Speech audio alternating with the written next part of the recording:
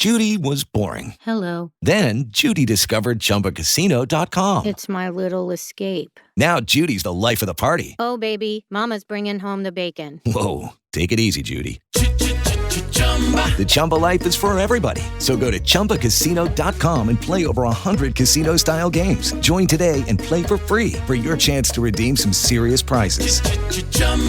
ChumbaCasino.com. No purchase necessary. Void where prohibited by law. 18 plus terms and conditions apply. See website for details. We made this.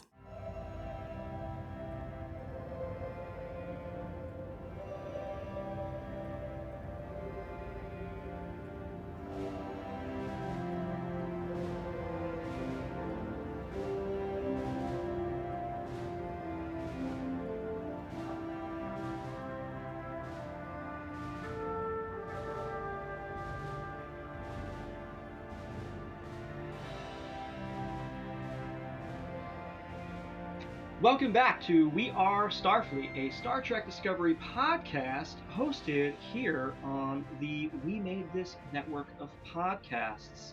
Joining me today, your host, Mike Slamer. That's me. That's who I am. And over there, joining me is Craig McKenzie, otherwise known as Nemesis 4909.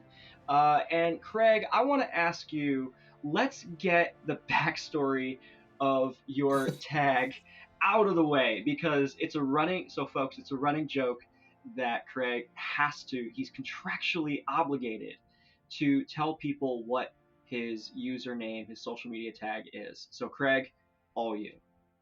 Well, hello. It's good to be on We Are Starfleet. I was obviously on, maybe not obviously, but I was on slightly in recorded form a couple of weeks ago, but I'm back here live and in person. But yes, the Nemesis 4909 username, it started as a Resident Evil reference, and then Star Trek Nemesis eventually came out, and it also became a Star Trek reference. So two of my favourite things aligned, and my username was just there. So there we go. I was an edgy teen, maybe, that came up with maybe preteen by Nemesis, whenever that came out. But yeah, I was edgy and thought, Nemesis, that sounds cool. I'll keep that. Nemesis. And now here we are, 30 some odd years later or 20 some odd years. I don't know. Time means nothing anymore. Yeah. Especially when you're jumping around, to different centuries in the universe. It really feels like anything could happen anytime, and you're just along for the ride. And, I guess in the world of Star Trek, and just in our world in general, all is possible, which just so happens to be the name of the episode that we are going to be discussing on today's podcast. It is, yeah. And it's weird because we're watching, well, at the moment there's 3 Star Trek shows running across 2 different time periods, and then when Strange New World starts, it'll be a 3rd time period running concurrently with all shows. Yeah, do you think that maybe it's going to get very confusing very quickly for especially casual viewers who aren't, all that into Star Trek to know about all these timeline jumps and changes? I guess it doesn't really matter. I know they reference things that happened in other shows. For example, in Discovery, they've referenced the synth bodies in Picard. And they keep referring back to things that happened in other shows and things. But I think largely, as long as the story is easy enough to follow on its own, it wouldn't really matter when it's set, because visually it's all much of a muchness in a lot of ways. So I think it'll be fine. Sure. So Discovery, Star Trek Discovery, Episode 4, Season 4, first aired on December 9th of 2021, written by Alan McElroy and Eric J. Robbins, directed by John Ottman. So overall impressions of this episode, I gotta tell you, Craig, I really, really enjoyed it. My face was glued to my screen throughout the entire thing. Folks, internationally, I'm going to do my best not to spoil anything here. So, just be aware that, obviously we'll sound off, we'll go to black alert, and then we'll talk spoilers. But until that point, I'll try to be vague as possible. I hope I don't give anything away. But there was a lot of character development in this episode. There were things that happened that really gave me big original series energy. It gave me big Next Generation energy. And I just feel as though episode 4, this is the fourth episode in a row that I really feel that the writers and the showrunner, Michelle Paradise, kind of have really listened to fans, have really taken a lot of the criticism of the show to heart, and have course corrected. And I see that happening in a big way. Craig, for me, this episode is a solid 8.5, 9 out of 10. I really love this episode. Tell me, what did you think? Okay, well, I'm not quite as enthusiastic as you are. There are things about it I really liked, and I think the things that I liked about it elevated the things I didn't like. But in two of the plots in particular, there was 3 plots in the episode, but in 2 of the plots, there was things, more background things that annoyed me, and they just kept annoying me. And okay. I do think it was elevated by some really strong character stuff, particularly where Tilly and Book are concerned. But we'll get into the things that annoyed me. But yeah, there was just things there that, no, you haven't earned what you're saying here. You haven't built this, and I'll definitely get into why I think that. But okay, yeah, so I gave it a 7 when I reviewed it because the character stuff that I liked elevated everything else. That is a trend of Discovery, right? So Ian and I have talked about this in our last season, wherein when Star Trek Discovery gets it right, they really get it right, and it also showcases how the average is a little bit less than average at times, and you can tell that they have the talent, they have the skill, they can put the show together and make a really cool thing. And when they drop the ball, you're like, you're better than this. You're better than this, right? So, is that something that you feel is still a trend in Discovery? Definitely, yeah. There's the things that annoyed me about previous seasons are still annoying me, and there's actually a really glaring one in this particular episode of a crutch, I suppose, that they keep falling back on. I don't want to go too much into it until we go to Black Alert, but it's a specific crutch that they've been leaning on since the first episode, really, and I think they lean into it in a really big way, in a way that's almost parodying it, but it's actually supposed to be played straight, which, when it happened, I was like, you're doing this? That's bizarre. Why are you doing? Do you not have access to the internet? Do you not see that people don't like this? All right. So let's save it for that deep dive breakdown conversation that we're going to have. But I do want to ask you, Craig, about how you feel about Booker's storyline up until this episode. You've called in, you dropped in, you left us a nice little voice note. With your thoughts on how previously on the show and how you feel Booker's journey with grief has been going and how that has connected with you. Do you want to take a moment and talk about how you feel about that up to this point? Yeah, I'm happy to. It's really devastating, and it's played so well, it's written so well, because normally when you get grief-driven storylines in TV shows, they have, if they go on for a long period of time, for example, if this was something that happened in a 90s Star Trek show, you might get the cliffhanger of my planet's dead, and then by the end of the next episode he's fine, and then it's never referenced again, really, other than the odd time. Maybe in Deep Space Nine you would get references back, but on the whole they just go back to work and they get on with it. Picard's assimilated by the Borg, he hangs around in France for an episode and then he's fine. After that, really, just back to work. It's just one of those things.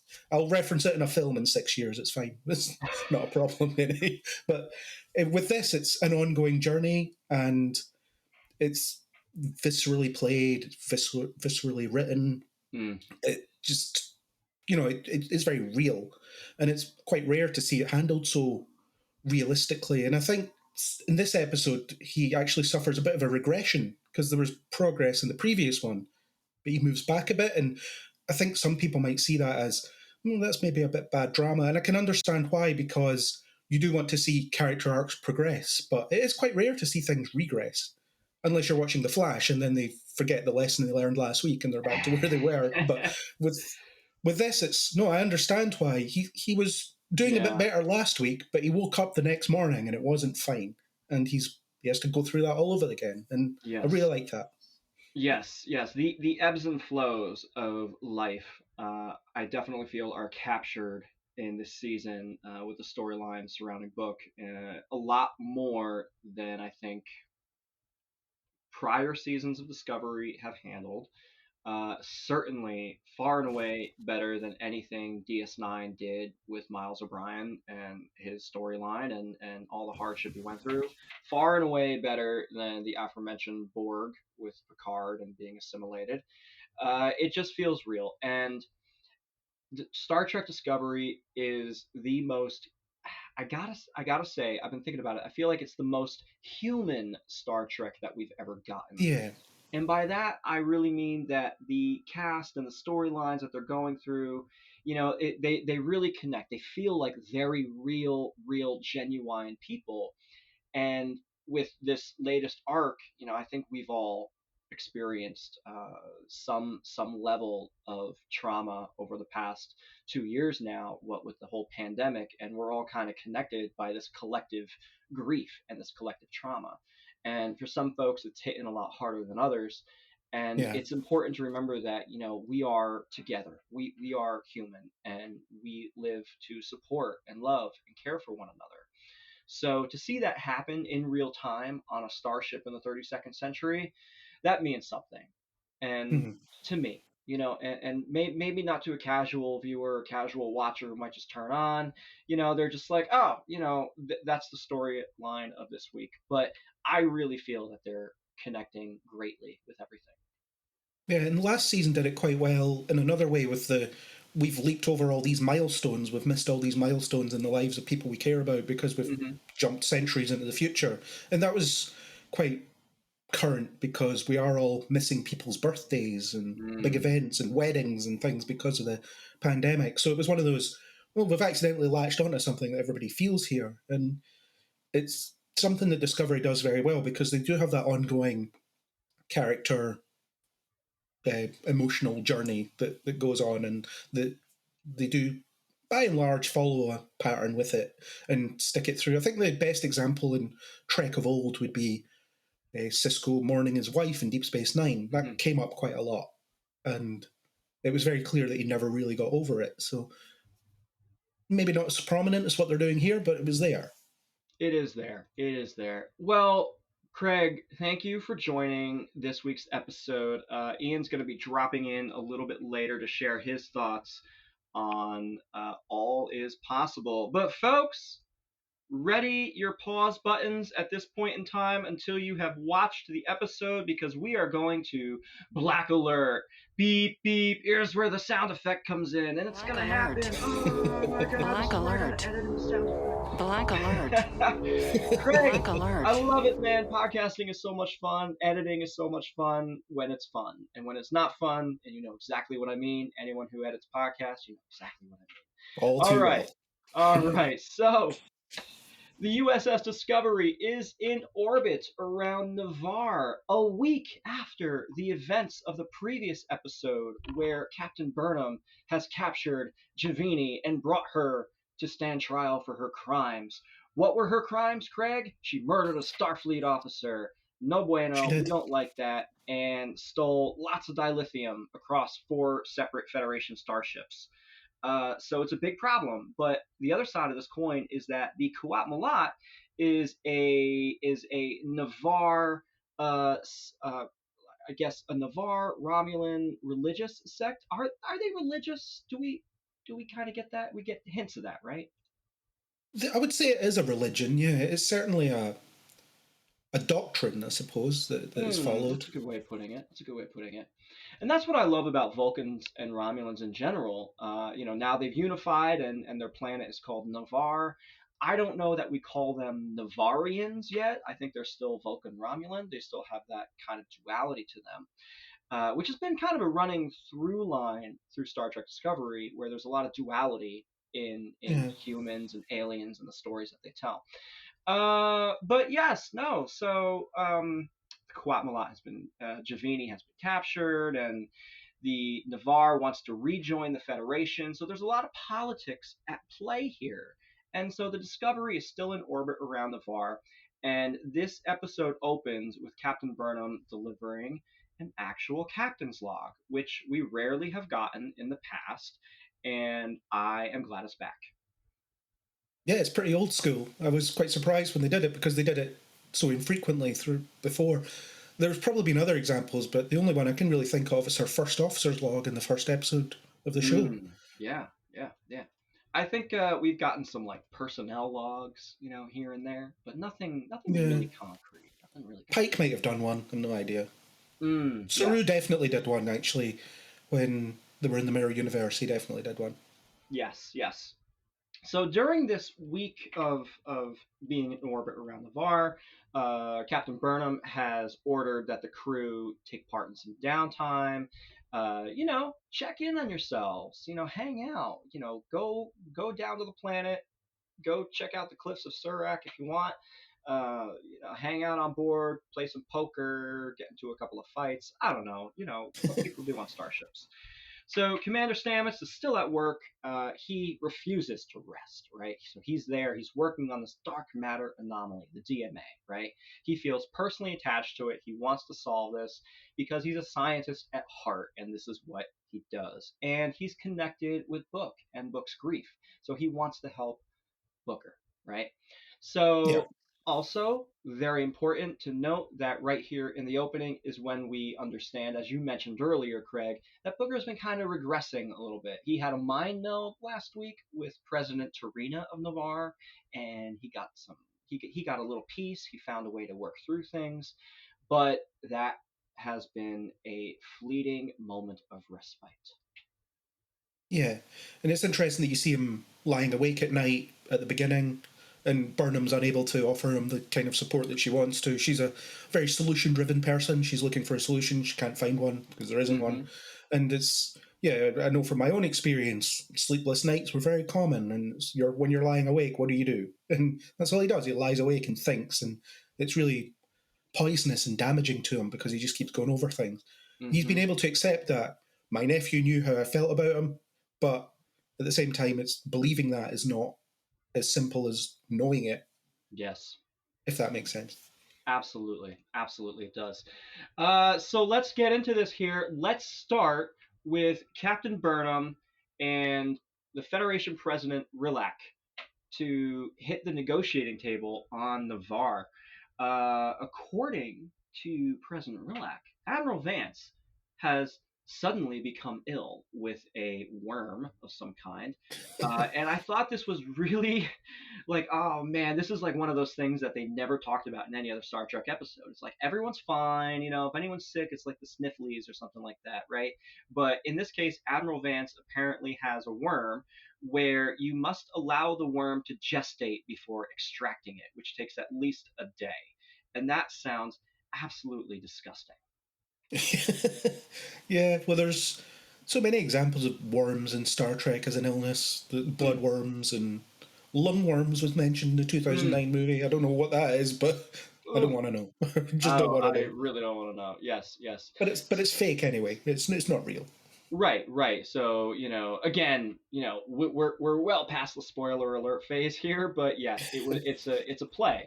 Admiral Vance is not actually sick, and we'll get into that in a second as to why. So Burnham and Saru are asked to replace the Admiral in a diplomatic capacity. And this causes some raised eyebrows from Burnham and Saru because they're like, we'd love to be present. We'd love to be there when Navarre rejoins, but why us? We're not particularly qualified. And kind of right. You're not particularly qualified. I've never seen Burnham in a truly diplomatic fashion where she's not, rolling over everybody. She starts wars. She doesn't stop them. Exactly. So it's pretty questionable as to why you would have Burnham at that negotiation table. So how did you feel about all of this stuff? There's a whole ride that we go through. Well, Saru I understood because he's a spokesperson for his people. He's helping keep the peace on his own world, and he was instrumental in forcing the Baul and the Kelpians to come together centuries ago. But Burnham I don't get, and this is what I was referring to in the non-spoiler section, where it's one of the things that annoys me and annoys a lot of people about the show, the universe revolving around Michael Burnham. Because it's resolved by her saying, well, I grew up on Vulcan as it was, and I'm also a Federation citizen and a Starfleet officer, so I can help you bridge those gaps. And yeah, that makes sense with her background. It comes from her character. It all makes sense in universe based on what they've set up. But the problem is, can we do anything without Michael Burnham being around? Was the universe just crumbling in those centuries where she was waiting to arrive again? And that just kind of annoys me, because we would see Picard before he'd negotiate stuff, he'd help people find concessions that worked for them, but the solution would be on both sides. The two sides would find a way to work together. Whereas in this, it's, well, I'm going to hold this together personally. And it's just annoying. And I can't see how it wouldn't annoy people that are already annoyed by the fact that Burnham does everything in this universe. The crux of the issue is that Navarre wants to rejoin the Federation, but they want an exit clause. They want a way to say, nah, never mind, this ain't working for us. We're hitting the eject button and we're going back to being our isolationist selves. Because there's a lot of concerns. Yeah, right? There's a lot of concerns about the burn, and this is a post-burn universe, galaxy that we're putting back together. So it's a long process. They've apparently been negotiating for a few months now, and they had reached an agreement. And then all of a sudden, President Tarina at the negotiation table, just before they're about to sign the paperwork, is like, "Ooh, we're gonna throw a little audible in here, and we're gonna say we want immediate and unconditional withdrawal from the Federation should the need arise, whatever that need may be." And I think, like I'm not legal counsel, that's not my job. But, I've been involved in many contracts before. And, if you read the terms of agreement, anytime you sign your iPhone, iCloud contract, that way they don't turn you into a centipede. There's clauses in there. And an exit clause is one of those things that's kind of like, like you get an exit clause if you have enough power to pull. And in this case, Navarre does have the power to pull, right? They've got the Vulcan Science Academy. They've got all their own ships and their vessels. They have an unprecedented level of knowledge and support that they can provide to the Federation. And they were one of the original core member worlds. So the Federation has to have Navarre back in the fold. It's necessary. Without Navarre joining the Federation, honestly, there is no Federation. So Tarina pulling this at the last second is a big deal. And President Rilak is not here to play this game. She's like, listen, we can't have that. You need to come into the Federation as is without this exit clause, because if we agree to it, then every member world is going to want the same thing, and then there is no Federation. We're just kind of like a loose alliance kind of a situation, which she's right.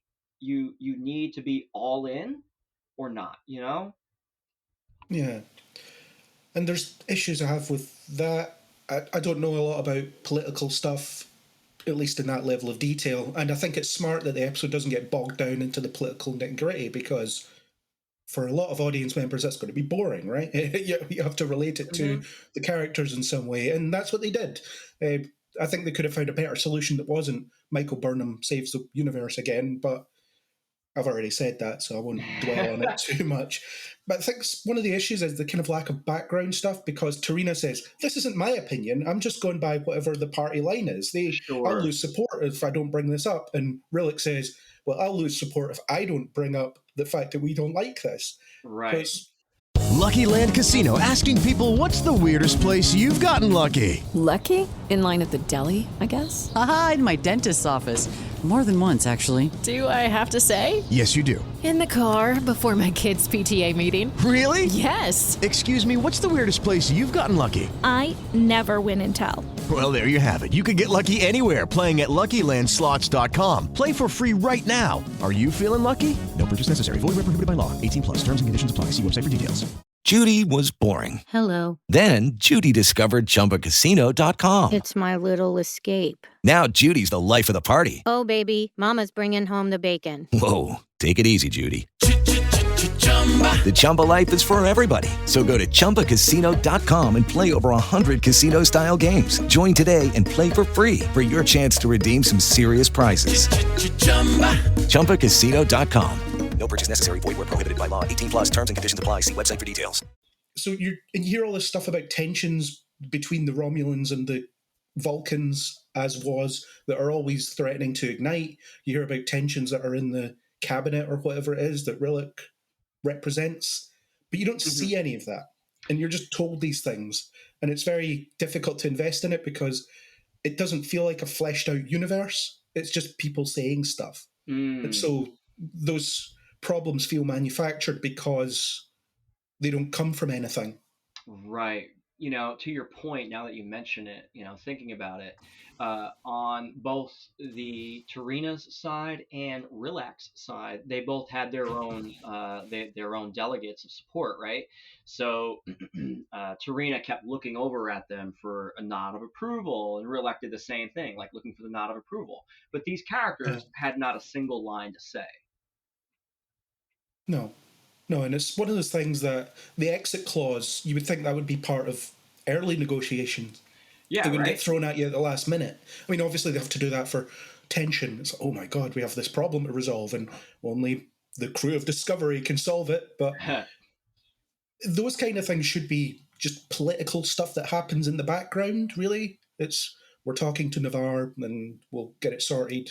And maybe there has to be a grand gesture that convinces them completely. I don't know. Right. But it's just, I don't feel this background. And it's stuff I would like to learn more about. The Vulcans and Romulans always threatening to be driven apart by their past differences. That's fascinating stuff, in theory. Yeah. Love to see it. Yeah, show us a little. Yeah. You definitely could have afforded, a scene or two just kind of like going into their camp, because what we do get is during a recess from these negotiations, what we do get is Tarina goes to meditate, and Captain Saru goes to meditate with her. And small pivot, I do love that they built this little relationship, this connection between Tarina and Saru. Eagle-eyed viewers will remember that in season 3, Unification 3, the episode, when we met President Tarina for the first time, at the very end of that episode, Captain Saru and President Tarina shared a private moment. And I would call it an intimate moment, although there was no overt physical affection in that scene. But I would personally call it intimate. And I remember on the podcast and around the forums and Star Trek conversations in general, folks are pretty excited to see Captain Saru have some kind of a love interest. There's a definite flirtation there, insofar as, I suppose, she's more Vulcan than Romulan. And that's another thing I'd like to see. What does the merging of those two philosophies do? Is there a more embracing of emotion? Is there choice? Are some people more emotional while still being logical, or the other way around? Tarina seems to just be Vulcan, as we understand them from previous iterations, which is fine. Maybe that's her choice, but again, we don't have that background. But yeah, there's a definite flirtation there. They're talking about the meditation techniques, and there's definite subtext to the discussion of how they meditate, and I really like it. I think their chemistry is really good, and there's a maturity to it as well, which is great, because a lot of the time with love interests, it's very juvenile, whereas in this, it's two adults, sizing each other up in a way. Yeah, and they're both in positions of power on opposite sides of the negotiation table in this particular episode. So the way that they go about this flirtation is very, it's respectful of each other and each other's positions without overstepping boundaries. But it's little, it is a little like, Saru asks about the meditation technique. That's him going out on the limb, right? And then Tarina says, open your hands, palms up, close your eyes. And that's her going out on that limb. And it's really nice to see. And it, like you said, it's mature. It's two adults in this early stage of courtship. They're not sure how to go about doing it. And Saru needs it, in my opinion. We need Saru to have something for himself rather than him just being the elderly sage wisdom character on the show. Like, he needs his own characterization, his own storyline. Yeah, and there's a great mirroring between Saru's people and the Vulcans and Romulans as well. We used to be at odds, and we learned how to work together and look at our functioning society. That's what you can be, and that's what the Federation can be. So that comes from an actually well-developed background, because we've seen it. Yeah. We've seen that built. I mean, we may not have seen too much of the Kelpian Bowl thing, because you saw the beginnings of it, and then they skipped ahead like 1,000 years or 900 years or whatever it was, and then the work had been done. But there is a suggestion that there is some dissent in their council chambers and things. We saw that in the first episode. Yeah. So there is enough there for me to believe that comes from somewhere. On the other side of the fence, you have Burnham going to speak to President Rilak. What is your take on the dynamic between Captain Burnham and President Rilak? They seem to be moving away from the differing ideologies being at odds with each other, which is something that I found really interesting in the first couple of episodes. It now seems like Rilak is coming around to being on Team Burnham, and they have that chat at the end where Burnham says, "I need you to be fully transparent with me. I hated that line. I won't anything done that way." Yeah, I hated that. No, you don't. That really burnt me up inside. I was like, okay, first of all, Burnham, you're a captain of a starship talking to the president of the Federation. Can you show like a tiny bit of respect and a little bit of deference to this individual? She didn't just come out of nowhere and take over. She ran for president, got voted in. This is your commander-in-chief you're talking to. Who are you to demand that you need transparency in order to serve best? Give me a break. That I did not like that line, and that I was like, don't like that, Captain Burnham. Do not like that. Yeah, and could they not go more into what Rilak's political position is as well?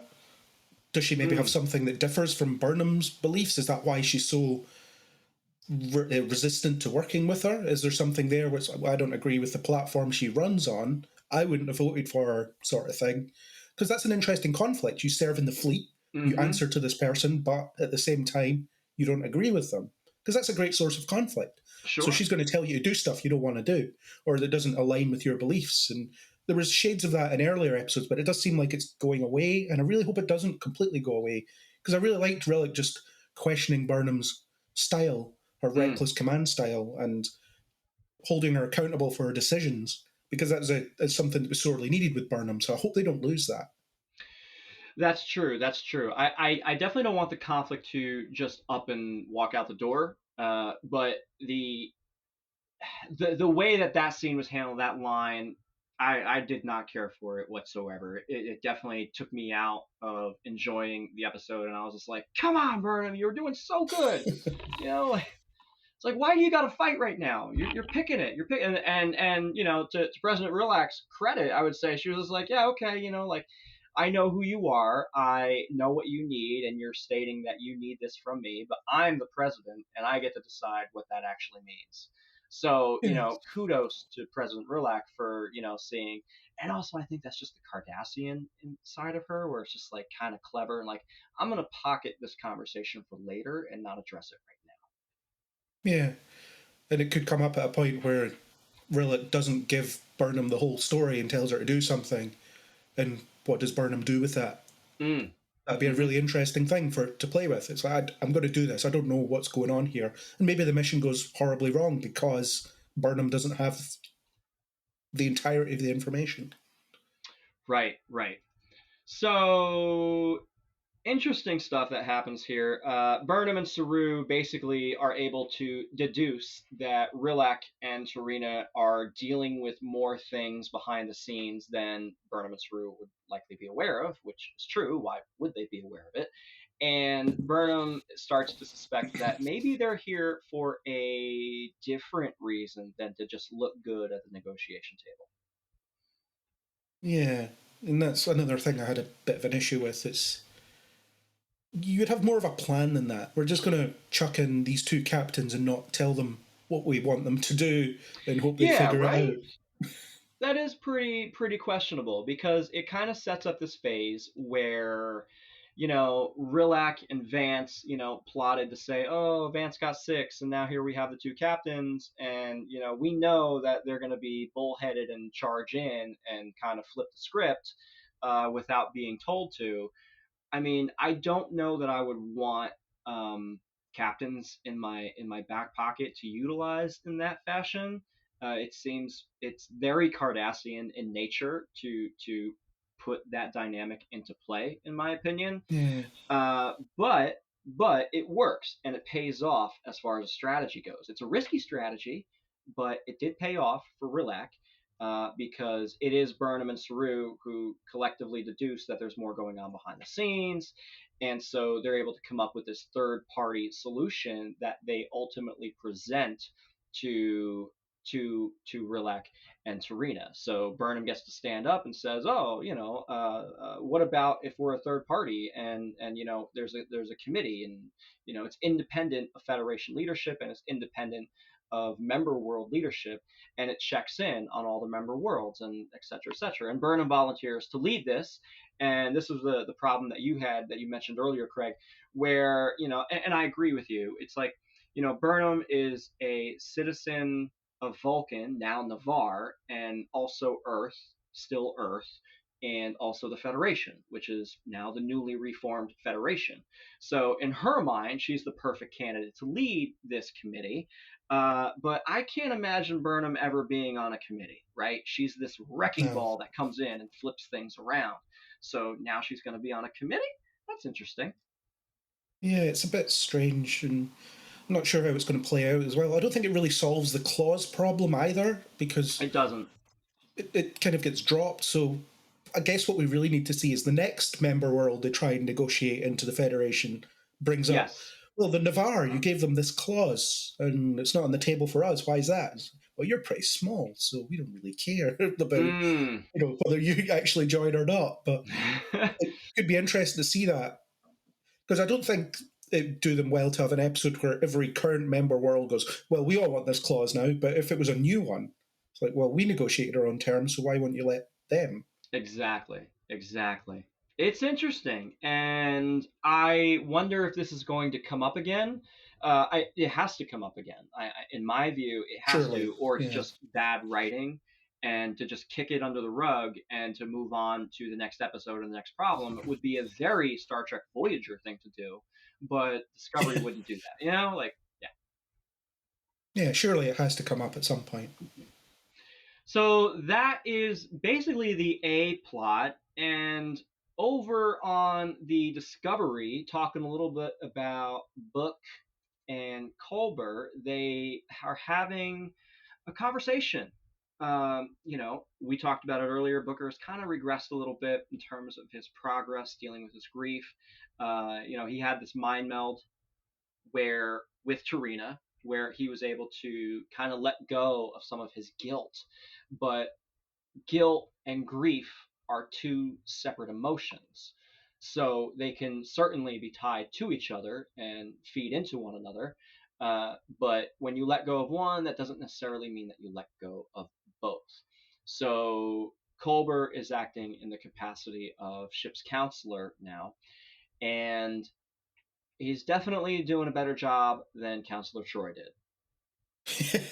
Yeah, it's an interesting approach Culber has. And I like to I wouldn't usually give you a personal anecdote, but we're crewmates, so we already know too much about each other anyway. Mm-hmm. So that makes sense. And it's very, again, real. The advice that Culber gives him is from his own point of view. And I like that he doesn't insult Book by saying, it's going to be fine, you just need to work through it. It's just, to be honest, it's not going to be fine. You're never going to be the same again. You're going to be thinking about this every single day of your life. You'll have better days, you'll have worse days, and it's just going to be this constant battle for the rest of your life, and you just have to live with it, unfortunately. And he knows, because he's lost people in the past and dealing with his own things. And I've said in my reviews, because Culber's shouldering a lot of emotional weight from the rest of the crew, I wonder if there will come a point where that gets too much for him. In the last couple of episodes, there's been cracks in that armour, and I found that really interesting,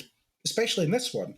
There's there's a point where he visibly cracks, and Booker says, "Do you want to talk about it at some point?" And he's like, "Yeah, at some point," and then kind of leaves it at that. But yeah. I think there will come a point where I can't take all this grief, all this pent up emotional trauma that people are experiencing. I can't handle it on my own anymore. And Book's situation is clearly bringing up stuff that he hasn't resolved within himself as well, which is interesting, particularly after the whole "I'm a new person, I've got a new body" thing that they mentioned in season 2. But old things are still there. They're still him. They're still part of him. And I find that fascinating. Yeah, it's thinking about that in particular, and for Culber's storyline, he did literally die and then came back to life as a new person, but had all the memories, but they weren't. And this was interesting. Back in season 2, when he confronted it, he's like, "It doesn't feel like me. I did not live that life, but here I am." And I don't have the skill.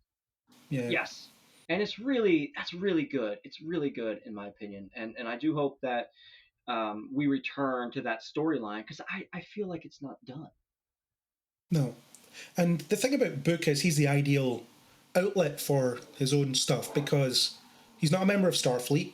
He's just a guy that, I guess, consultant, I suppose, is the best way to describe Book in terms of how he works with the ship, but he's not a member of Starfleet. So that's, it's probably the best description. But with him not being a part of the crew, Culber could, in theory, be more open with him than he would be with, I don't know, even Stamets or someone like Burnham or anybody, really. Well, it's interesting because, sometimes talking to the people that are closest to you is the most difficult thing, right? Because they are close to you and you don't want to reveal the cracks in your armor to them.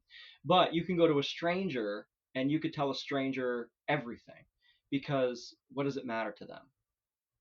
Yeah. So, and I feel like Booker kind of sits somewhere in between. Like, he's not a stranger, but he is a part of the crew, but he's not intimately involved with Culber. He's not, a best friend, or, they're going out and they're hanging out all the time. But one thing that really stuck out to me in the scene, when he's just sitting there and you can see the tears in his face, how long am I supposed to endure the pain? And Culber says, a long ass time. And it's Yeah.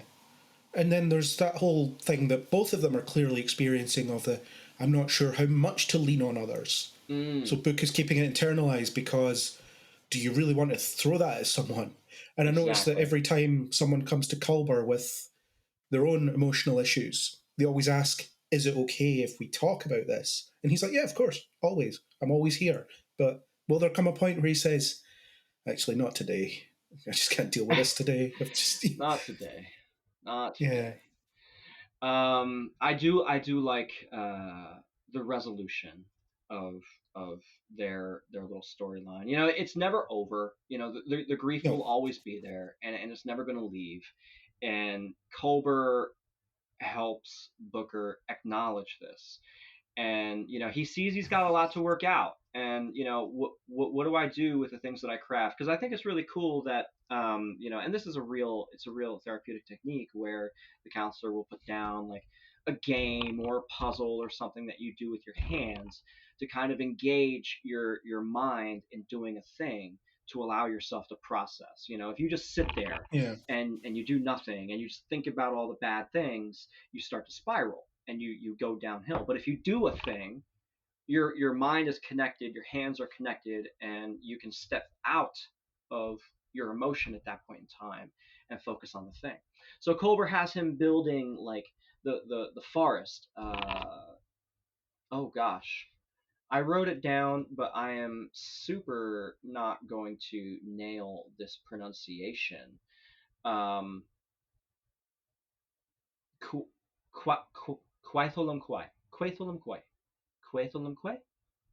Okay, so anyway, it's a Qui-Gon healing ritual. Yeah, it's a Qui-Gon healing ritual.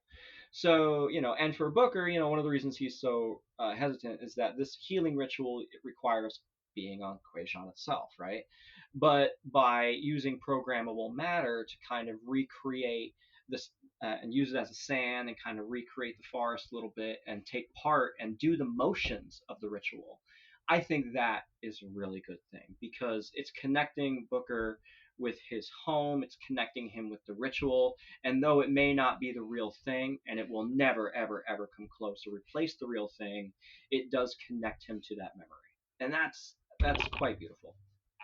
Yeah, it gives him something to focus on, an outlet, at least for a brief period. And he even does that once he's finished making the thing. He's like, well, now what?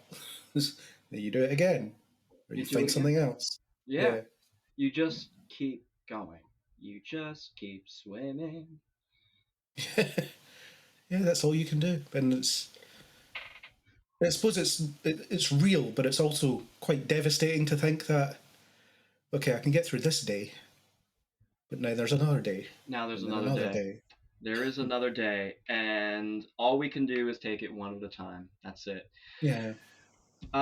So now we are going to pivot over to the other action happening elsewhere in the galaxy with Lieutenant Tilly. I have to say that Tilly was not a favorite character early on. I did not really care for Cadet Tilly. I did not care for all that like hyperactive energy that she brought. But over time, Tilly really proved herself to be more than just excitable and anxious. She really proved herself to be a capable Starfleet officer. And her storyline has been very enjoyable to follow along. And so at the outset of the season, I did not really like where the writers were going with her character, taking her from this, I'm a cadet, I'm on the command track, I'm training, I'm doing a marathon around the decks of the Discovery, and I'm in training, and I'm doing this, and Saru gives me the first officer position, and yes, bad things happened, and we can't escape that. And that inserted a lot of self-doubt into Lieutenant Tilly. So when she was promoted to lieutenant, she saw the Starfleet Academy cadets in the first episode, and she expressed her regret over the things that happened to Captain Burnham, her friend. And now over the course of the past few episodes, you've seen this kind of new, like, I need to discover new things, I need to get out of my comfort zone, I need to get back in touch with myself. And so Tilly accepts an invitation to head over to Federation headquarters to help the new cadets on a training exercise. Yeah, and it's a classic, the shuttle crashes and they have to survive type plot, which we've seen dozens of times probably across the other shows, and it always works because it forces characters into unfamiliar situations, possibly with people they may not get along with as well, to maybe work through certain issues, or even if it's just a standard survival story. Either way, I think it's always a valid way to do it because it separates people from the whole and makes them, I guess, function by the seat of their pants. Just throw away all the protection that they have on the ship, right, and deal with things in their own way. Like, it's time, Like, you want a bonding exercise? Oh, y'all are gonna bond real fast. Yeah, and I thought this was a fair setup. I think it worked as a setup, although my problem was the cadets. I don't know if we get their names even. I think they're all pretty one-dimensional. Fairly. Step into the world of power, loyalty, and luck. I'm gonna make him an offer he can't refuse. With family, cannolis, and spins mean everything. Now, you wanna get mixed up in the family business. Introducing The Godfather at ChumbaCasino.com. Test your luck in the shadowy world of The Godfather slot. Someday, I will call upon you to do a service for me. Play The Godfather now at ChumbaCasino.com. Welcome to the family. No purchase necessary. VGW Group. Void where prohibited by law. 18+. Terms and conditions apply. Judy was boring. Hello. Then Judy discovered ChumbaCasino.com. It's my little escape. Now Judy's the life of the party. Oh, baby, mama's bringing home the bacon. Whoa, Take it easy, Judy. The Chumba life is for everybody. So go to ChumbaCasino.com and play over 100 casino-style games. Join today and play for free for your chance to redeem some serious prizes. ChumbaCasino.com. No purchase necessary. Void where prohibited by law. 18 plus terms and conditions apply. See website for details. It's a bit of a microcosm for the whole bridge crew situation that people keep complaining about on Discovery, actually. You've got two main characters and all these people around them that we don't care about because we don't know who they are. It is a good setup, and it does work. So the whole crux of this is that these are brand new Starfleet cadets, and they've all come from worlds that are now open to the galaxy. So all these people are seeing aliens for the first time in almost 100 years. So, oh yeah, there are other people out in the universe, and we have to relearn how to work together. So Dr. Kovich has been working with Starfleet Academy and requested a member of Discovery's crew to accompany a group of cadets in a team-building exercise. So Tilly says, hey, I'm up to the task. It's out of my comfort zone. And I think it's kind of poetic in that first episode, she was almost envious of the cadets in a way. And expressed her own regret, and now she gets to go help them with a training exercise, and I think it's a wonderful setup. And along the way, we also enlist Ensign Adira Tal to go with Tilly, and they're already a commissioned officer, and Tal expresses to Gray like, hey, I'm already an ensign. Why do I need to go on this exercise? And Gray says, hey, listen, you need to check out how it works. Go, enjoy it, take part in it. Be a member of the crew. And there's always something new to learn, And at the end of it, he says, orders are orders. So there you go, Ensign Tal. You need to take orders from a lieutenant. That's right. Yeah, although I can understand why on Discovery you might take orders with a pinch of salt with the example that your captain there has are some exhibited precedents in the past. that have been set. Yeah. And it's an interesting one for Adira as well, because they are obviously introverted, and that's something that's been established from early on. So that makes sense to let's force them into a situation where they have to interact with unfamiliar people. Mm-hmm. And there's nothing less comforting than you have to work with these people, but I don't know who they are. Well, you'll know them a bit better after you work with them, but exactly. I don't want to do that. Exactly. And everybody, I think, can relate to that on some level, the nerves associated with connecting with unfamiliar people or being forced to connect with unfamiliar people. Whereas by contrast, Gray is like, yeah, I'll just go speak to anybody. That's the way I am, whatever. But it's a specific thing for Adira as well. And I did point out in my review, but I think that one thing they've not done so well is the whole symbiont thing, because Jadzia and Ezri Dax, they were all impacted by the symbiont memories in different ways. Jadzia was a bit more in tune with those memories, whereas Ezri was very much the opposite. But Adira, it's nothing. It never really seems to come up. We get a little bit of it in this episode where there's kind of just a throwaway line. And to your point, Craig, it's such a we don't get it enough. And I can't even remember what the line is. So you're right. We it's not enough, because the Trill symbiote would have a wealth of memories and a wealth of knowledge that Adira could pull upon to help and assist. And instead, it's basically not referenced. It does feel as though Adira Tal is just Adira, and Adira Tal is not really tall. And I do wonder if this may become addressed later, and it's just a downside of Adira not being Trill.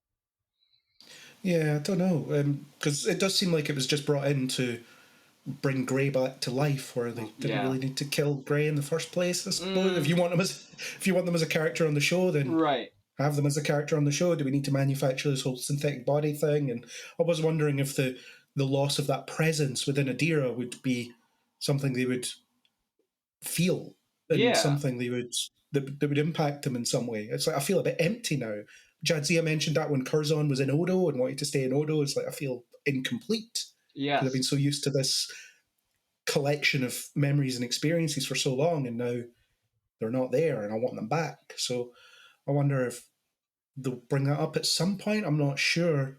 I feel like they won't. I don't know. I feel like it should have come up by now, but it's very strange with Adira having the symbiont when it's just not really part of who they are in any meaningful way.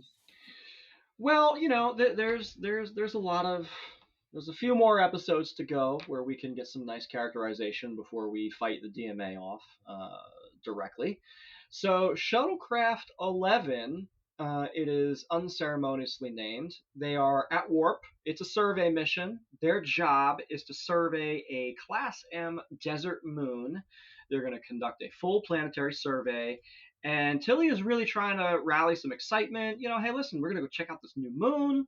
We might find some new life forms. This is going to be a lot of fun. We're going to get to know each other. And there's this cool little round table where Tilly's really trying to get them hey, come on, learn about each other. And it's that, man, I got to tell you, I have been in a few awkward situations where someone is really trying to get people to break the ice. And it is hard. It is hard, right? Especially, I don't know if you've ever done any one of those really boring corporate team building exercises where you all sit down at the conference table and write on the note card something about yourself that you wouldn't normally tell people. I'm well, there's a reason I don't normally tell people things. Yeah, go around and say 3 interesting things about yourself. There aren't 3 interesting things about me. Let's move on. Oh, that's a lie, Craig. There's a lot of interesting things about you. But anything to get out of that awkward team building. It's that cookie cutter team building situation. It's so inorganic, isn't it? Exactly. And Tilly doesn't do that, to be fair. But it would have been quite interesting to see that, actually, because she's not used to leading people. So it would have been quite interesting to see let's just do a bit of an exercise to get the juices flowing, and everyone's just oh, God, no. So they've got 6 hours for this mission, at which point they would rendezvous with the USS Armstrong, and then they would head back to Federation headquarters. Seems pretty simple, right? Yeah, which means it wouldn't be. Of course. So on their way to the moon, they get hit by a gamma ray burst. The shuttle drops out of warp, and it's immediately about to enter into a crash landing spin onto yet a different moon. And so this is where things get a little crazy. We've got emergency shields. We can't get any auxiliary systems up. All the cadets are basically just I have no idea. We're about to die. This is it. So they clearly have a lot to learn. This is difficult. And Tilly says, okay, just brace for impact. This is it. The shuttle is scrapped. Brace for impact. Yeah. Job 1 in Starfleet, don't get in a shuttlecraft. They're made of tissue paper. Just don't get in one. They always crash. One thing, 32nd century, and this silly stuff is still happening. Shuttlecraft. A gamma ray burst, yeah. Shouldn't they be protected against that by now? It doesn't sound that unusual. It's the usual excuses you would get centuries ago for the things that break shuttlecraft. So, if you're not made better shuttles in 900 years, surely. So the pilot, they crash land. The pilot, he's dead. That's unfortunate. Very, very sad news. So now we have a dead crew member who dies in Tilly's arms, basically. So Tilly tries to save him with the emergency med kit, and kudos to Mary Wiseman for acting out this okay, crew member's about to die. I need to save his life, and she's literally talking through all the elements that she needs to go through in order to calm herself down to maintain that officer level and to get these cadets through it. So that is. I can recognize the acting involved in that, and it works really well. And Mary Wiseman knocked it out of the park this episode, which we'll get into a little bit later as to why that's so important. But we have landed on a Class L ice moon. Do we know of any other Class L planets? It's probably come up before. I don't remember the classes other than M, but there's the Y class, that's the demon planet. You don't want to be there. There's other ones. L class is barely livable, or you can breathe the for air. A short periods of time. You can breathe the air, but it's hazardous to any type of sentient life. One of the crew members, the Orion, thinks it's part of the exercise, and they're in a holosim. But unfortunately, and we were all thinking the same thing at home. I know my wife and I are watching. We're like, wait a second, is this a holosim or is this real? Like, hold on a second. And so, unfortunately, it is not. The situation is very real. You got a dead pilot. Did the distress beacon activate on impact? It should have. So that's a good thing. Let's get sensors up. Let's start working. But we can't because there's a disgusting, slimy creature who wants to eat the shuttle because it feeds on electromagnetic energy. Yeah, as usual, there's always something that renders the equipment pointless. All this technology, nowhere to go. Yeah. So, they can't go anywhere. In the meantime, there's an Orion on board, and of course the whole situation with the Emerald Chain. Orions are now in this weird place where they now have to work twice as hard to earn the trust of the people around them. And I thought this was a really interesting dynamic to include an Orion cadet and to have this be part of the storyline. So we're not sweeping the Emerald Chain back under the rug and moving on as like, oh, they were the big bad. Like, here's an Orion who now has to deal with speciesism and racism because his people oppressed others. But he did not personally do it. And we get this in the form of a Tellarite being super mad and like wanting to start a fight, and very clearly is like, hey, listen, I watched my grandmother die because Orions basically stole all our food and everything, and you left us to die. So I thought that was really good, really well handled, and a nice little injection of the Emerald Chain storyline to say like, hey, listen, we're not quite done with the ramifications and consequences. It's interesting on the surface, but I think, like I said, with the Navarre situation, the background just isn't there because they didn't do enough to establish what the Emerald Chain are, how wide their reach is, what they represent, what they do, how dangerous they really are. So again, it's just telling us stuff. And the whole we Orions have to work twice as hard. It's okay, well, I didn't really understand what the relationships. Step into the world of power, loyalty, and luck. I'm gonna make him an offer he can't refuse. With family, cannolis, and spins mean everything. Now, you wanna get mixed up in the family business. Introducing The Godfather at ChumbaCasino.com. Test your luck in the shadowy world of The Godfather slot. Someday, I will call upon you to do a service for me. Play The Godfather, now at ChumbaCasino.com. Welcome to the family. No purchase necessary. VGW Group. Void where prohibited by law. 18+. Terms and conditions apply. Because you haven't really given us that. We're looking back on, for example, Bajoran characters. It was mentioned in the Voyager episode that was similar to this one, actually, Good Shepherd. The Bajoran was like, well, I'm useless, but they let me sail through the academy because it looks good to have Bajorans in the fleet because it's, the sympathy thing. And I suppose the same token could apply to the Orions. It's good to fast-track Orions because it looks good that we've accepted them, despite the fact that the Emerald Chain were run by an Orion. I mean, is it just Orions that wear the Emerald Chain? Or are they like the Orion Syndicate of old? We don't know because we don't get a sense of what the organization is. So it's just stuff that's kind of mentioned and not really much done with it. And like I said before, the cadets are all very one-dimensional as well. So that is their defining trait. And there's nothing more to them. I don't even remember their names if they were given. And then you had the girl who's, I'm a trained pilot from somewhere. She says where she's from back in. Right. So, and I mean, that's a good point. That's a good point. So in my view, I don't think that they needed to be any more than one-dimensional for this part of the story. They're Starfleet cadets, and when have, like, outside of Ensign Crusher when he was a cadet, was there really any characterization of Starfleet cadets unless the story really wanted us to connect with them? And in this, if you look at, say, the Galileo 7, there's a couple of crew members in there that are named, and they're a functional part of the story because they're all mistrustful of Spock in that episode.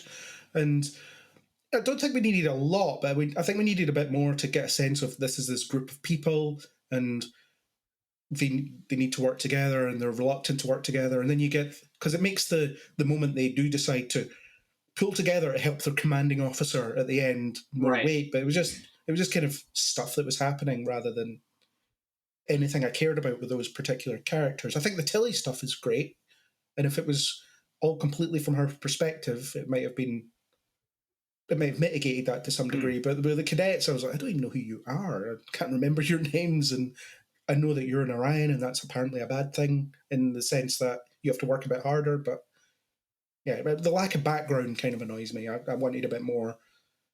I can understand that. I can understand that, and it's a point taken, right? I think for this particular story, this was more about Tilly and Adira than it was about the cadets themselves. And I think if we had a full episode dedicated to, much like Galileo 7, if we had the full episode being that story, then it would be much better served, where we might get a little bit more of that distrust between the Tellarite and the Orion. And when they argued and fought, it would make more sense to us as viewers, because we could better understand the conflict. So I agree with you. But in this particular instance, as we were there mostly for Tilly and for Adira, I think that, it was done the best way that they could. So, like for example, just having the Orion there and having those dropping in those lines, you're right, understanding better like what the Emerald Chain did and how they affected, how widespread was their reach. But I liked it. And it really worked for me. So there. Yeah, it might have been more interesting if Discovery had been looking for them for the episode. So you cut back to Discovery, like in Galileo 7. Yeah. We're searching these moons, they're on one of them. We don't know which one. We'll keep scanning. And then, in the meantime, the people on the planet, they have to puzzle away to make themselves get noticed. Right. Again, like in the Galileo 7. But the Armstrong is just a completely absent the Armstrong, presence. Yeah. It's just, yeah. Right. It's we have to get to the Armstrong. The Armstrong is not coming to us. They're not expecting, the crew of the Armstrong is not expecting the shuttle for at least 6 hours.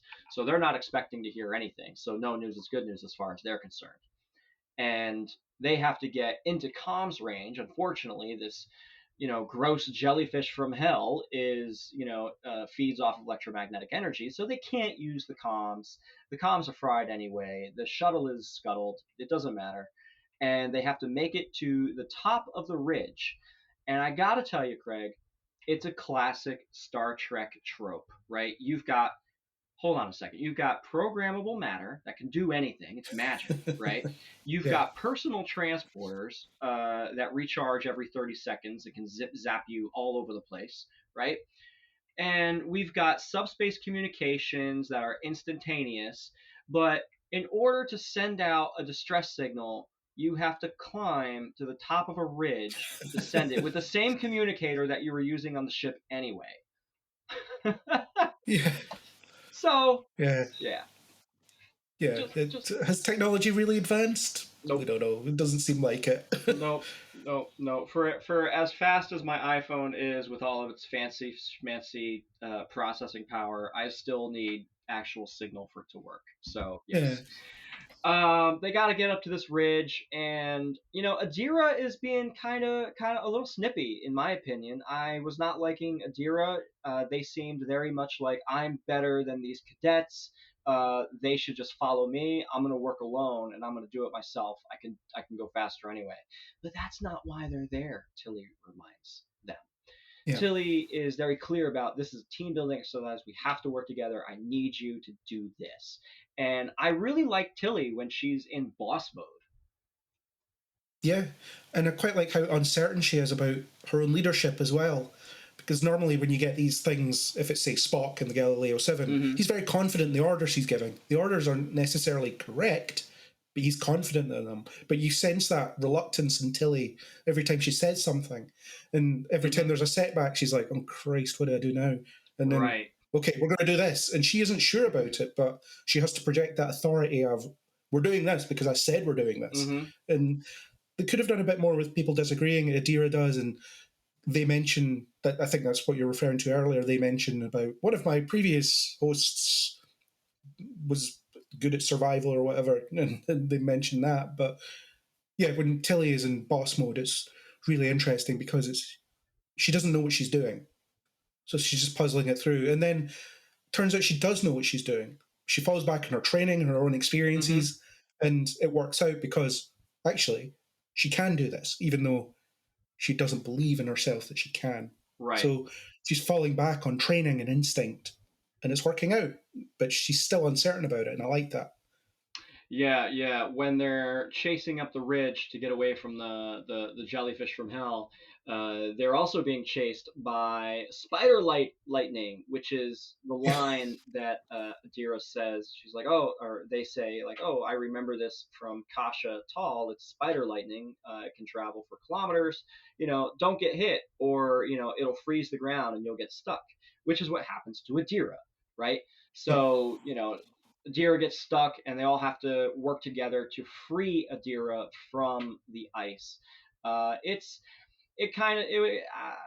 didn't really like that was the moment that they decided all the cadets to work together, and it wasn't like kind of a more in your face. It didn't feel, the stakes weren't that high for Adira, and it didn't feel like anything bad was ever going to happen to her. So it was a very easy thing to just pull them out of the ice and keep going. Yeah, I actually had that problem throughout. I never felt the urgency of the danger. It feels like there needed to be a couple more life-threatening situations thrown in, because it was just, okay, this thing's attacking the shuttle, we have to leave the shuttle, and then they're mostly unmolested on their trip other than the ice freezing bit, and then it was we need to distract the creature, and that was it, really. I feel like there should have been more. So it is currently Saturday, December 11th at 2 p.m. Eastern Standard Time, and Craig is requesting more life-threatening stakes in Star Trek Discovery. I'm just going to put that on the record there. No, I like to feel the tension. Right. Yeah. You're right, though. Like, I didn't feel tense until the end of that scene where these big giant jellyfish were upon them, and kudos to Tilly for saying, screw it, I'm gonna go run after this thing and distract it. It's my job. You guys get to the ridge, call the Armstrong, get out of here.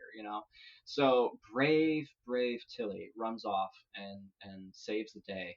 And in the nick of time, the Armstrong arrives and transports them out of there, and they're safe. And then back to Starfleet Academy for the breakdown. Yeah, and I never felt that Tilly needed to distract the creature. I didn't feel like it was close enough to be a massive threat. Obviously, they engineered it so that it was, but it feels like they could have just winged it. Yeah, how did you feel about the so during the whole escape sequence, the Tellarite, he's airing his grievances, right? He's pissed off there's an Orion there, and Tilly turns and says, well, hey, did you ever stop to ask him about his involvement with the Emerald Chain? His father died a political prisoner fighting to free the slaves, free the oppressed, and died in Orion prison as a political prisoner. Like his father died for you. So it was a really nice bonding moment between, it was a nice officer command moment that Tilly knew who these cadets were and that they didn't know who each other were. Yeah, it might have been more interesting had the Orion cadet's father been in the Emerald Chain, and that was something he didn't agree with, because it kind of simplifies it to be, well, me and my whole family, we had nothing to do with that, but there's almost a potential redemption thing there. But I did like the whole take the time to understand the people around you, because that's very Starfleet, very Federation, very Star Trek. So regardless of what their background is, take the time, ask them questions, find out, and then make a conclusion. Back at Starfleet Academy, we're here. Kovich comes by. He read the Armstrong's report. And he's like, frankly, I'm surprised all of you survived. Except that one that didn't, but we'll not talk about that. I mean, there's always somebody who dies. Poor guy, he wasn't wearing a red shirt, but he was the red shirt, right? So. Yeah. Was he wearing a red shirt? Actually, I can't remember. Nah, it was, he had the gold stripe. Oh, right, okay. Yep. Yeah. Well, gold shirts is the 24th century equivalent, so. Probably, yeah. Yeah. And Tilly gasses up the cadets. They pulled together when it mattered, and they are working, and they would ultimately make an excellent addition to a starship crew. It's time for today's Lucky Land horoscope with Victoria Cash.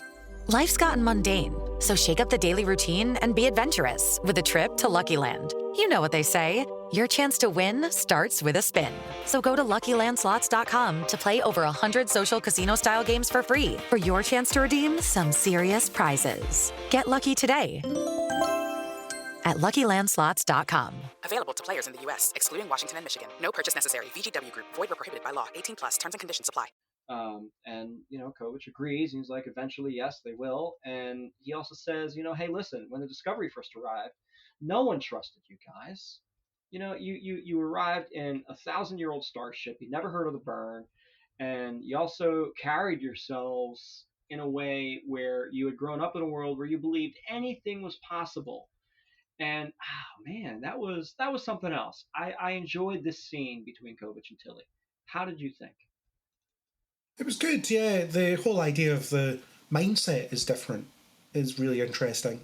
The 23rd century, they were more focused on exploration and discovery and advancement, whereas everyone in this era have been focused on survival and uncertainty and worrying that dilithium might just blow up again at any time because we don't know what caused the burn. So it's an era of anxiety, I guess, that they're coming out of. And everyone's having to learn not to be anxious all the time and start thinking about their futures and thinking about how to build something better. So the Discovery coming in with that attitude would be something you'd be suspicious of, for sure.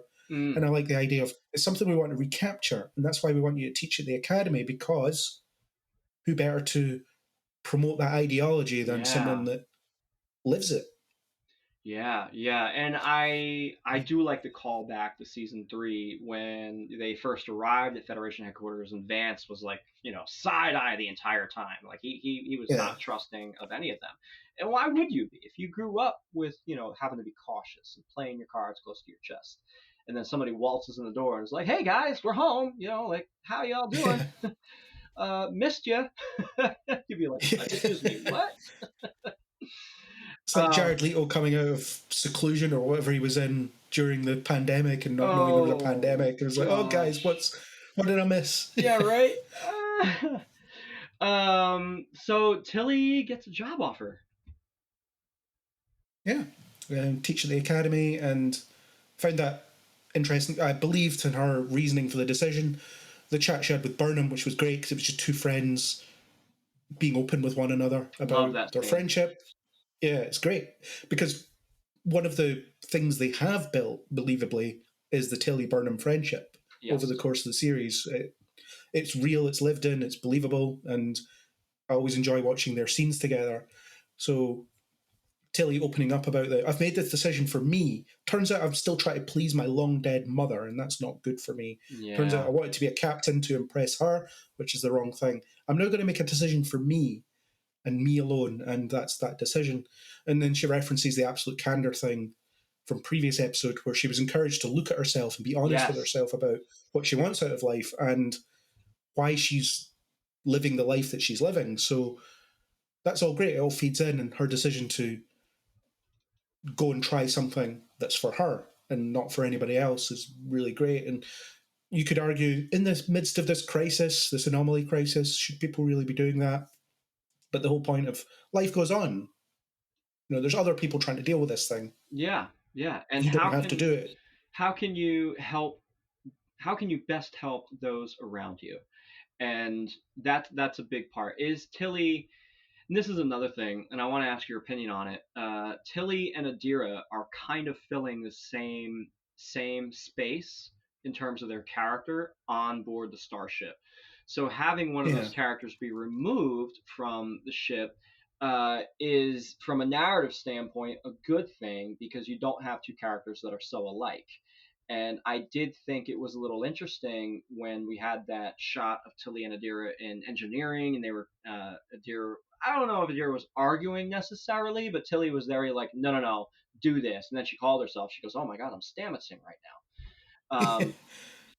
I wonder if that was Tilly's own frustration towards herself as well, because I know that she sees a lot of herself in Adira, when she was younger. So it's very interesting, and I don't want Mary Wiseman to leave the show, and I know that the interviews have been playing it kind of close to the chest, wherein, oh, you're going to see her again, you're going to see her again. Will that be one episode? Will that be two episodes? But what do you think about this? Tilly leaves the ship, but we still have Adira, so the same personality type is still there. Yes, they do perform very similar functions. I think the characters are different enough that I didn't necessarily notice it as much, and then they both have different personal issues that they're dealing with, so that's fine in that respect. I actually didn't think for a second that Tilly was leaving for a while on some kind of leave of absence, so to speak, or Mary Wiseman's taking some time off. I actually didn't know that. I haven't really seen much of the chatter because I don't spend any time on social media really, but so I just thought that she's going to have a plot at Starfleet Academy over the next few episodes, and then she'll come back at some point. But I hope so. Maybe, I hope she's that's just... Yeah, maybe she just is someone that they'll talk about for a bit and then she'll reappear later on. I don't know, but yeah, she'll be on another cadet training mission and get stranded on another planet, and Discovery has to rescue her or something. But yeah, I never considered the fact she might be taking a break, but sure, she got married recently. Yep. Yeah, a bit of time off. And interestingly, I was watching Noah Averbach-Katz. He does streaming on Twitch at the moment. He plays Star Trek games on Twitch, and there was a point he was shouting something, and Mary Wiseman was there, and she shouted to him in the background. She was like, "What's going on in there?" And so yeah, that was interesting. Just a bit of slice of their life, I suppose. But yeah, maybe she wanted a bit of a break, and it's like, I've made enough money over the past 3.5 years, so we'll just take a few episodes off. Good. I mean, hey, if that's the case, good for her. Yeah. All is possible is also mentioned in a small speech that Adira or that Tilly is giving to Adira, where she says, I look at you and I think everything is possible, all is possible, and the end of the episode features Tilly's snow globe, which I don't know that I've seen the snow globe prior to this episode. But we see it in Tilly's quarters early on, and then at the very end, we see that Adira has the snow globe, which has the Enterprise NX-01 within it. And the words, "all is possible," are written on the base. So I thought that was pretty neat. I liked it. Nice little emotional pinning to the episode, and then we have that long, drawn out. And I love it because they've done it in a few episodes now, of just a panning shot of the ship, and watching Discovery, and then the shuttle with Tilly takes off to Starfleet Academy, and the credits roll, and you're left with your emotions. Yeah, it was a good ending, and it was good to see Tilly, if it is a sent off in that way, and it's not just something that's happened. They've been building to it. So if she made the decision, look, I want a bit of time off for my own reasons, they've at least built that into the framework of the season. It's not that she's just not around, and we've seen that with other characters on the show. Sure. Where the hell was Tig Notara's character? I always forget Jet her Reno. name. Yep. Yeah, where the hell is she? Good question. Probably down in engineering with the chief of engineering that we've never met. Yeah, but it would be like last season, she would just turn up now and again, or the season before. Yeah, I've been here the whole time. You just haven't seen me. I mean, it's just like that whole joke in Space Seed, because Walter Koenig wasn't on Star Trek when they filmed Space Seed. But then later on in Star Trek II Wrath of Khan, Khan's like, "Oh, it's you, Chekhov." And the joke is like, "Oh, he was in engineering the whole time." Yeah, and you can believe that. Fair enough. Sure. Yeah, it's a big ship, but in terms of the way Discovery handles characters, there's a few core characters and the others just disappear and reappear, but you wonder where they've been the whole time. Yes. So at least with Tilly, she's one of the core characters, but it was, if she's getting a bit of a send-off, we're going to build up to that send-off and we're going to make it mean something. It's not that she just, where's Tilly? I don't know, she's somewhere around. Yes. So, did we miss anything in this episode? I know we unpacked quite a bit. I think so. I think caught pretty much everything. Fair enough. So let me ask you, Craig, what were some of your favorite moments in this ep? Definitely the book stuff. Any scene with book in it, I was fully engaged. And like I said, that elevated it beyond the stuff that was annoying me about the episode. So if they book subplot hadn't been there, I would have probably been much harsher on the episode because there was things about it that just annoyed me. But the book plot kept me going, and the telecharacterization stuff as well on the planet. And the Adira stuff to an extent, although I don't feel like they resolved her arc in a way. The arc is, I need to get better at making friends, and then at the end they say, I think I've made some friends. I didn't get that impression at all from you at all throughout this episode. But okay. But definitely the book stuff and the dynamic between Book and Culber, that is definitely something I want to see more development of, because I think them as a pairing is very interesting, because they seem to have something that they can offer each other, an emotional support side of things that they can play with between them. They can both be real with their feelings with each other and be an outlet to each other. So be interesting to see Culber have that, someone he can talk to that isn't Stamets. Yeah. I think Culber needs that, you know? Yeah.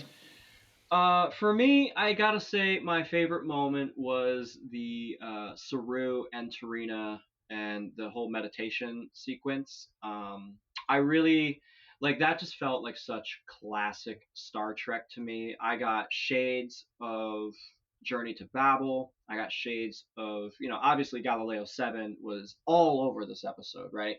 But also, we had quite a bit of Next Generation influence, especially in those scenes, I felt, with Saru and Tarina, and they just had this lovely conversation.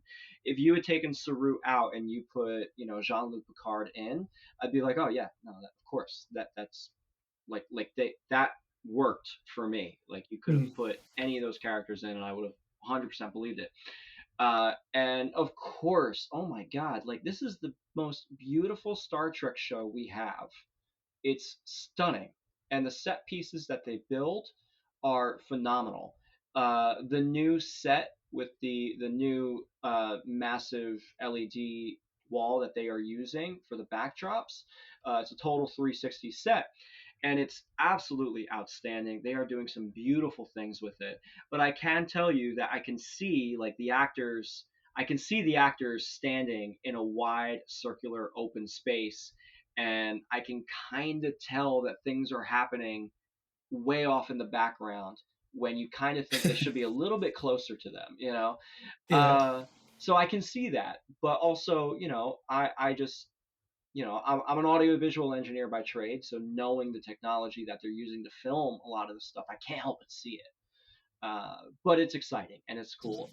There's a learning curve, though, isn't there? They have to learn how to connect with it in different ways, and it will be better than green screen, because, imagine this giant creature with thousands of tentacles coming its way towards you. Yeah, and the actors can see it. The actors can see it. Like, I remember one of the biggest complaints of the Hobbit trilogy was all the green screen that they used to film, and Sir Ian McKellen, yelling like, "I'm an actor. I can't just imagine like how can I work up against a green screen? Like, this is unreal."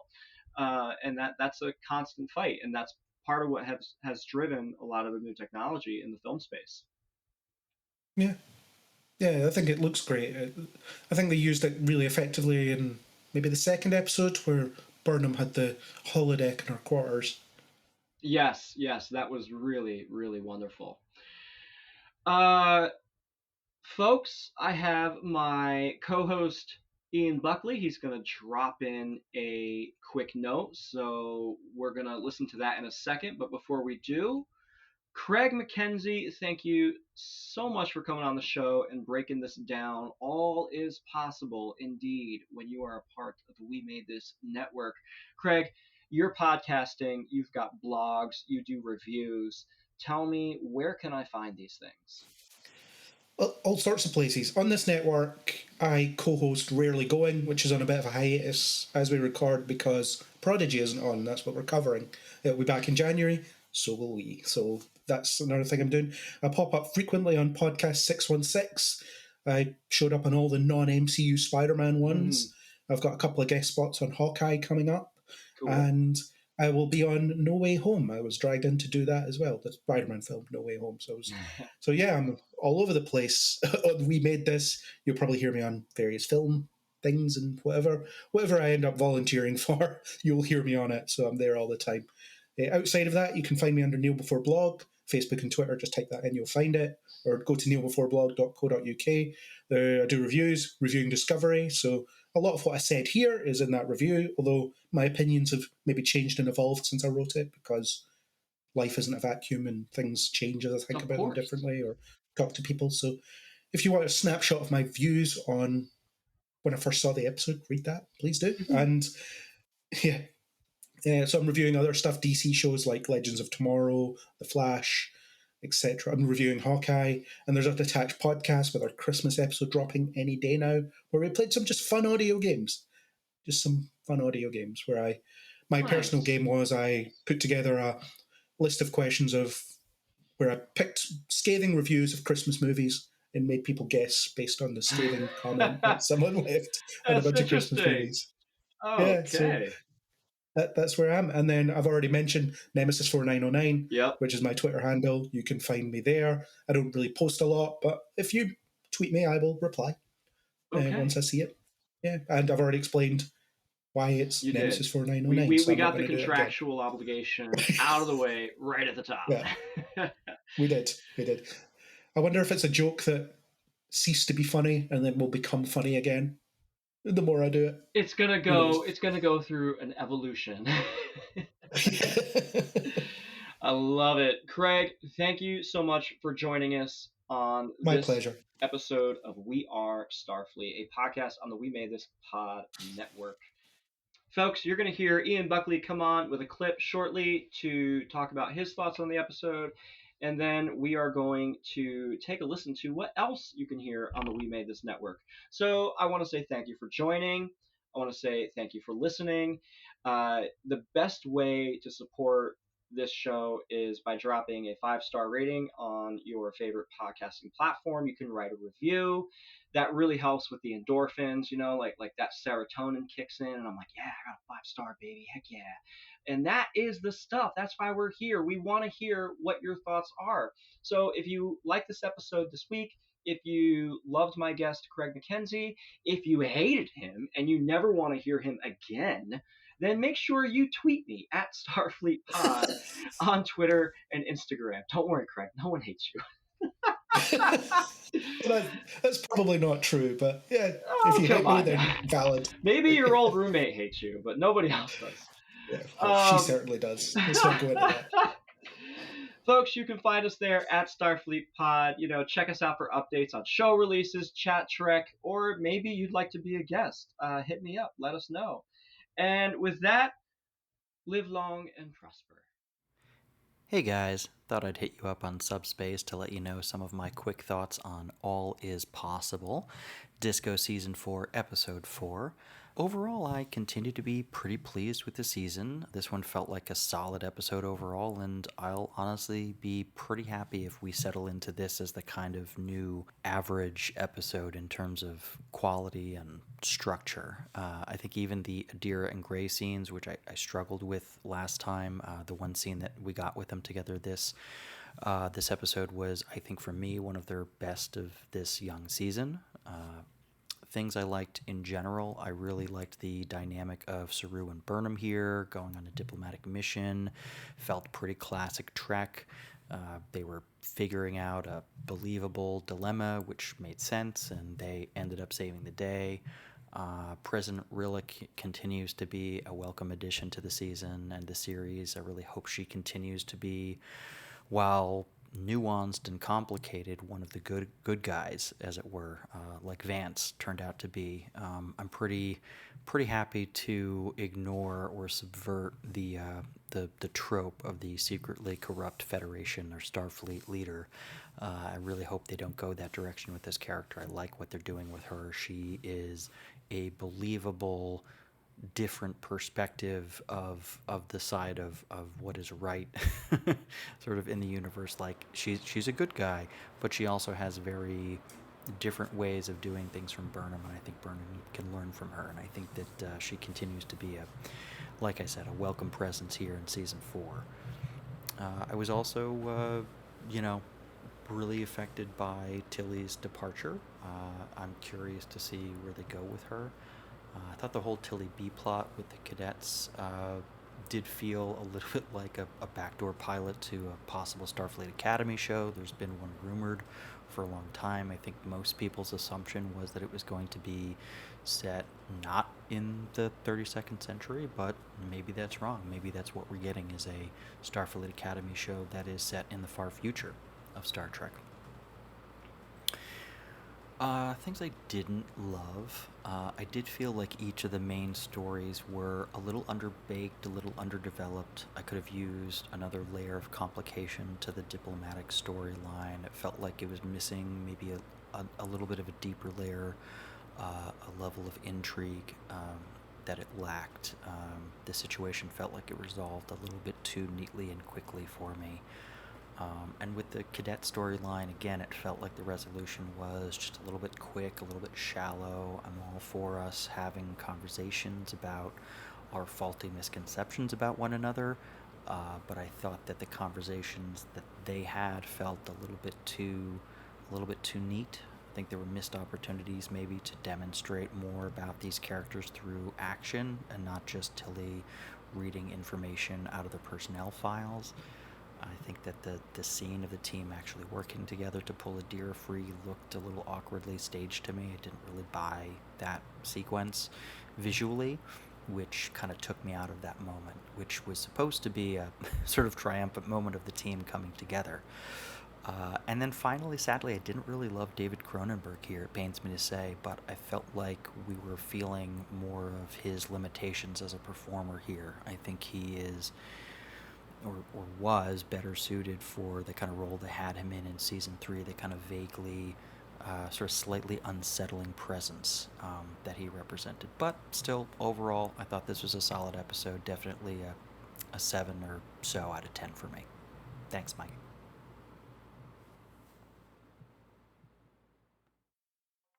Elsewhere on We Made This. Podcast 616. A Marvel Universe podcast. And I think that's why she is immediately likeable. You know, I liked her straight away. I find her engaging. I think she's well performed, well written. I think she's a strong new character that they're bringing in because she has a big legacy in the comics, and I think they've really done it well on the evidence of this and the second episode. Yeah, I think you're right there to mention that she's definitely rebelling, isn't she, from her upbringing. Like you say, she lives in quite an impoverished kind of apartment, it looks like. Nothing special. And she could definitely afford better, couldn't she? So, but for all I know, that's like $1 million apartment in New York. It probably is, yeah. Prices are so crazy there, but...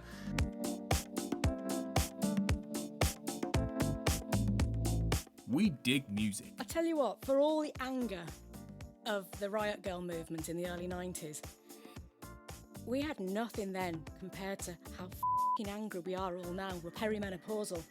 And I want to start a new girl band called Waning Estrogen, and we're going to take on the fucking world. Although based on last month's episode, unless you have to use a sat nav to get anywhere. Yeah, the tours might be a little bit. Get someone else to drive you. This is not where I'm meant to be going.